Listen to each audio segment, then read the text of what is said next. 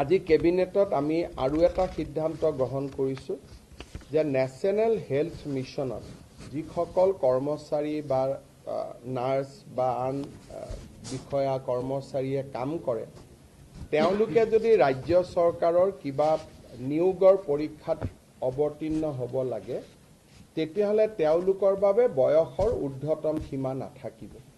তেওঁলোকে যিমানেই বয়স নহওক কিয় যদি NHMত তেওঁলোকে কাম কৰি আছে তেতিয়াহ'লে স্বাস্থ্য বিভাগৰ চৰকাৰী চাকৰিৰ কাৰণে তেওঁলোকে আবেদন পত্ৰ দিব পাৰিব।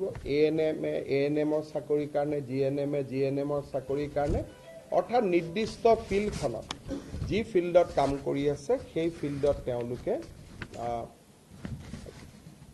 নিয়োগৰ পৰীক্ষাত অৱতীৰ্ণ হ'ব পাৰিব। আজিৰ কেবিনেটত আমি আৰু এটা সিদ্ধান্ত গ্ৰহণ কৰোঁ।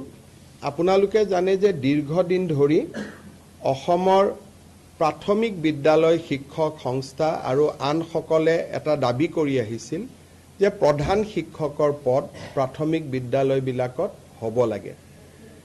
ইতিমধ্যে আমি এইটো সিদ্ধান্ত লৈছিলোঁ যে য'ত 150 ছাত্ৰ ছাত্ৰী আছে তাতে প্ৰধান শিক্ষক পদ আমি সৃষ্টি কৰিম। তাৰ পিছত আমি সিদ্ধান্ত ল'লোঁ যে 100 যদি ছাত্ৰ ছাত্ৰী আছে তাতো আমি এটা প্ৰধান শিক্ষকৰ পদ সৃষ্টি কৰিম। এই প্ৰক্ৰিয়া ইতিমধ্যে আৰম্ভ হৈছে।